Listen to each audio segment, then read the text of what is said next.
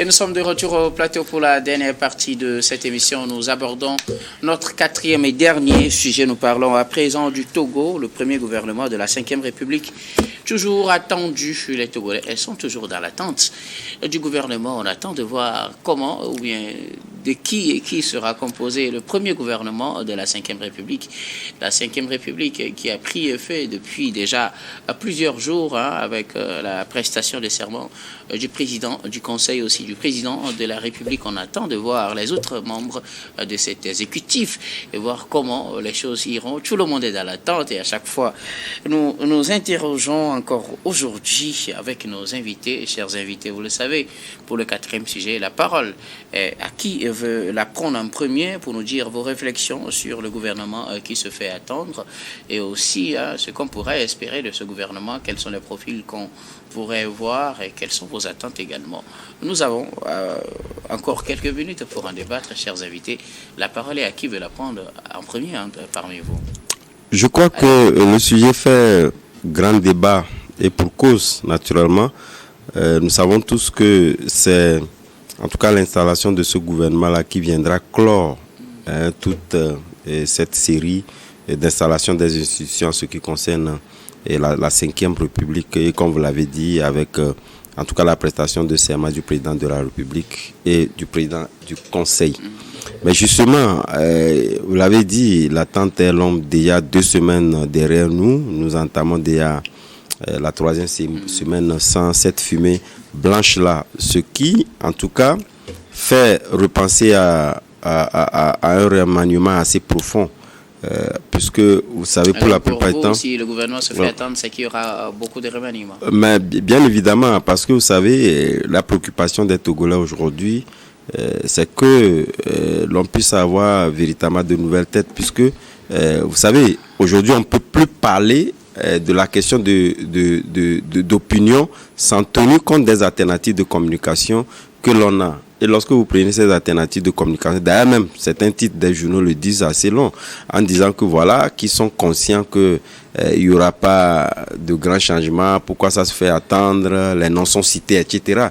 Et ces noms-là, lorsqu'ils le disent, ils le disent véritablement à dessein, puisqu'on sait que pour la plupart du temps, il y a certains noms qui reviennent toujours dans le gouvernement de Faure Gnassingbé. Et aujourd'hui, étant donné qu'on a changé d'acronyme, il a aujourd'hui le président du Conseil, ça voudrait dire qu'il est le répondant direct en ce qui concerne, en tout cas, la mise en œuvre de la politique pilotée ou la politique dont il défend. Donc, quelque part, est-ce que, après toute sommation faite, est-ce que les Togolais sont satisfaits sur cette politique-là? Chacun a sa petite réponse. Mais ce que les Togolais veulent davantage et ce que a essayé de dérouler cette 5e République, c'est que les préoccupations majeures des Togolais seront beaucoup plus en compte. Il y aura une réduction des comptes, il y aura en tout cas l'introduction même des desiderata de la population dans la gouvernance.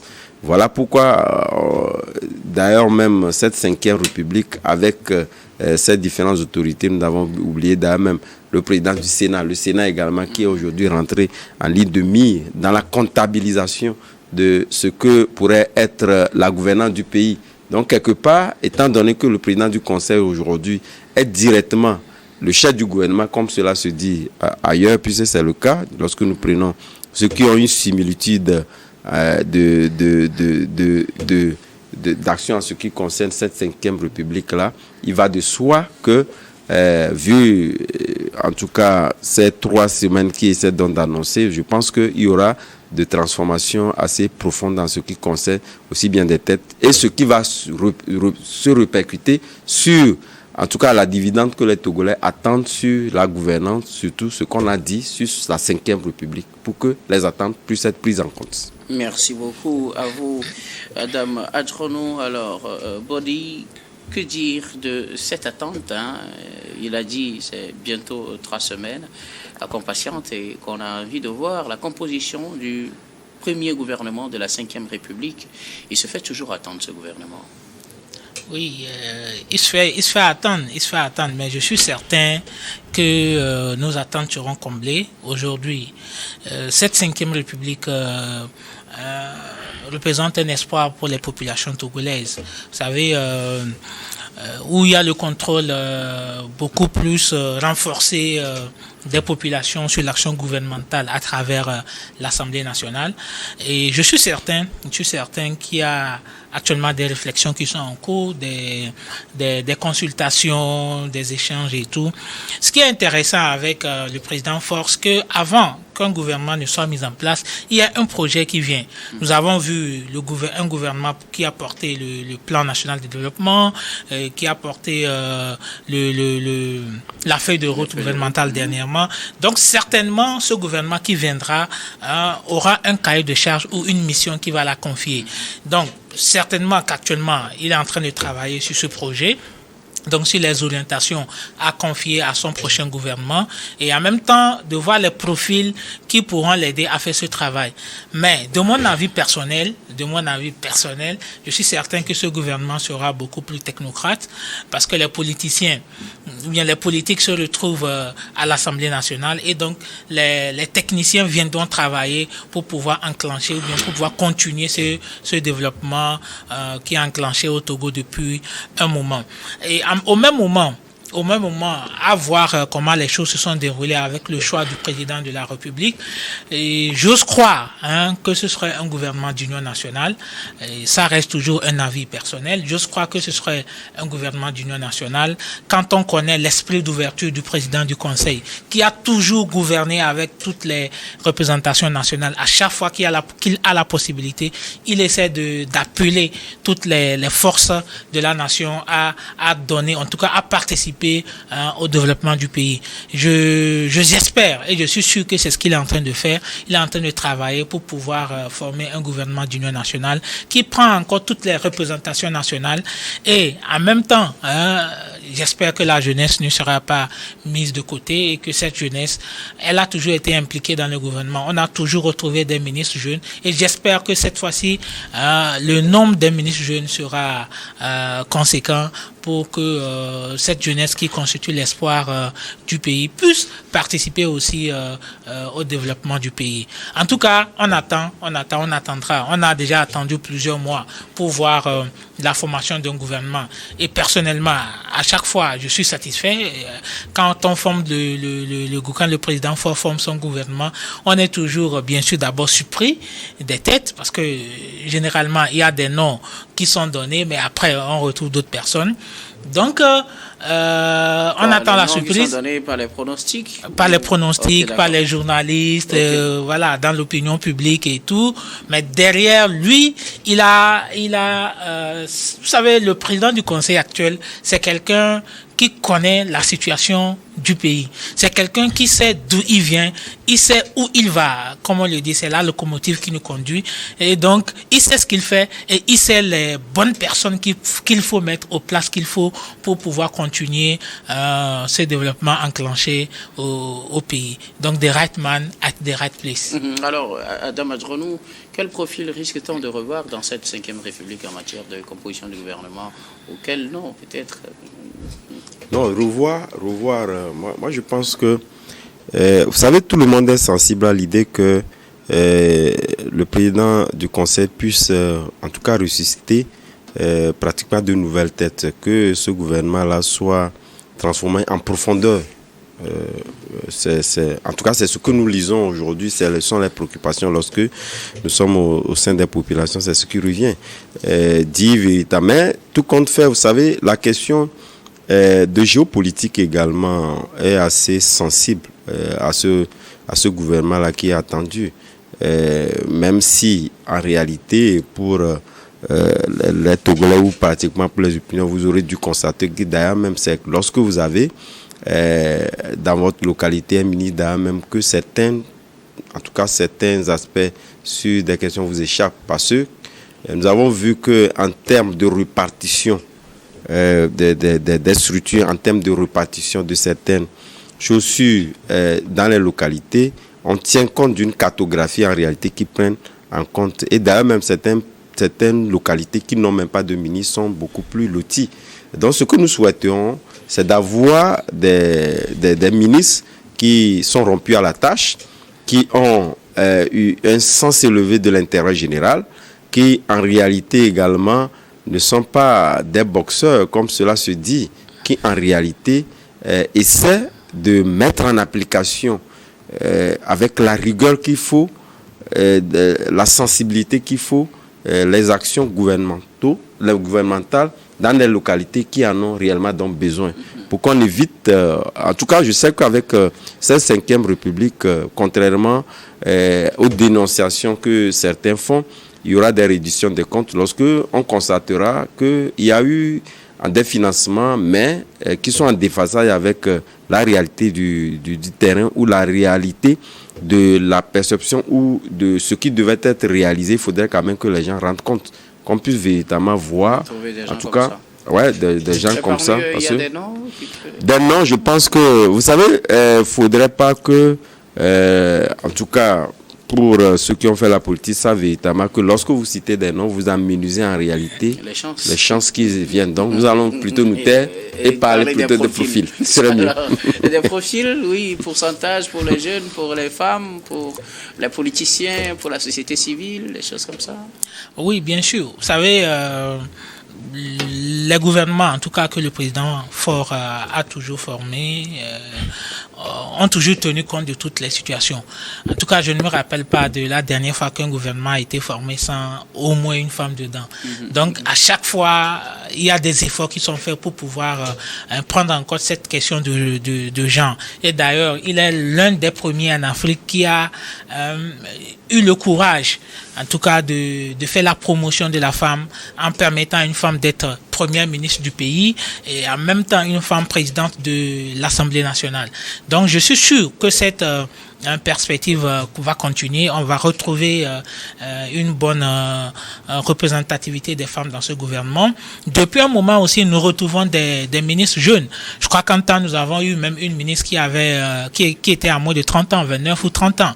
Et donc, je suis sûr qu'on va continuer aussi dans cette lignée et que les jeunes seront toujours prise en compte dans ce gouvernement. Mais moi, mon souhait personnel est que cette représentativité de la jeunesse puisse accroître, qu'on trouve beaucoup plus de jeunes et qu'on profile des technocrates, comme je le disais, des personnes vraiment calées dans des domaines précis qui leur permettent vraiment de maîtriser la matière et des bosseurs.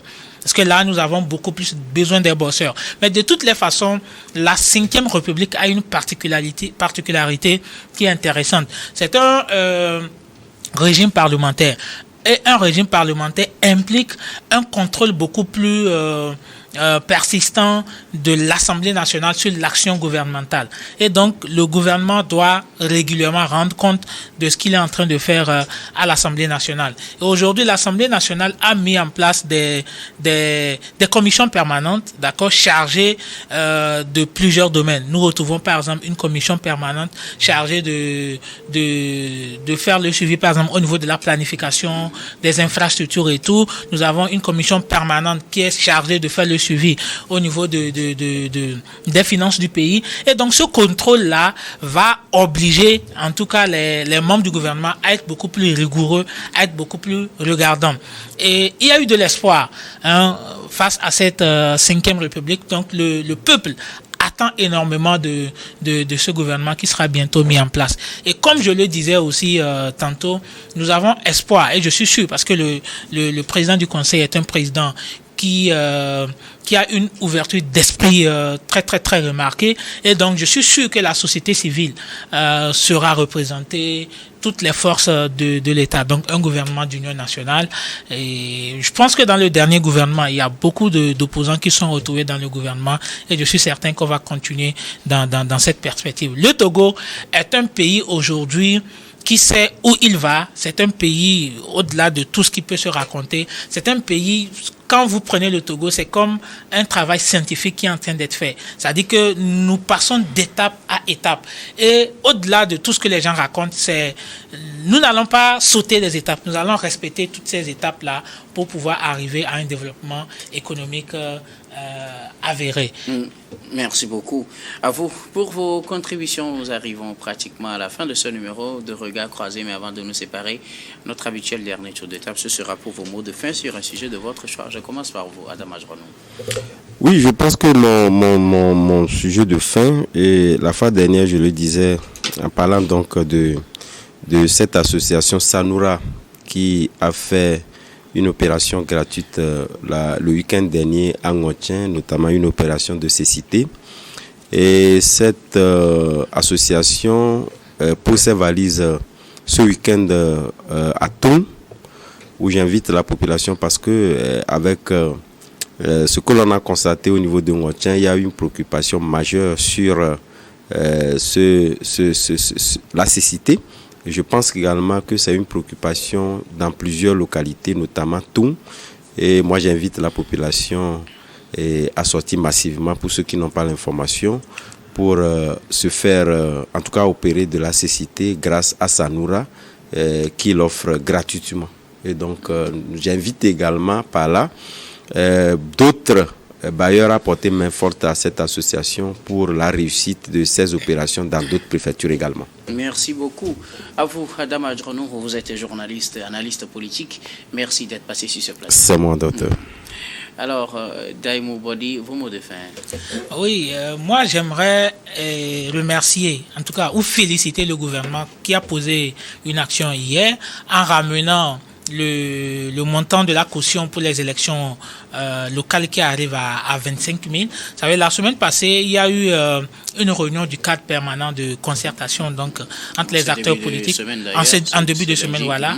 Et il y a eu des acteurs qui ont posé une doléance par rapport à la réduction du montant de la caution qui était fixé à 50 000 et à 25 000 pour les femmes. Donc aujourd'hui, le gouvernement a pris acte et l'action a suivi. Le montant de la caution a été réduit à 25 000 et donc à moitié pour les femmes, donc à 12 500. J'aurais aimé que ce soit le même montant pour les jeunes, donc qu'on fixe le même montant pour les jeunes pour pouvoir encourager cette jeunesse à s'impliquer dans les décisions politiques du pays.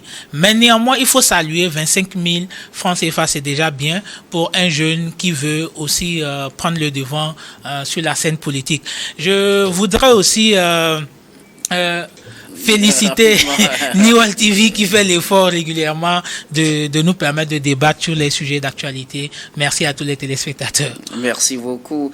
Daimou Bodi, vous êtes analyste politique. Merci d'être passé sur ce plateau. Et nous disons merci à toutes les équipes techniques et rédactionnelles qui nous ont aidés à préparer et à présenter cette émission. Merci beaucoup à Aimé Roland, Komlagan Messi à la réalisation, à Gaston Wafanou, Florent Ekou et à la diffusion. Merci également à Stéphane Kouono à la caméra et surtout à vous, très chers téléspectateurs, de nous avoir suivis. C'est la fin de ce numéro de Regard Croisé. Je vous retrouve demain avec le même plaisir pour un autre numéro.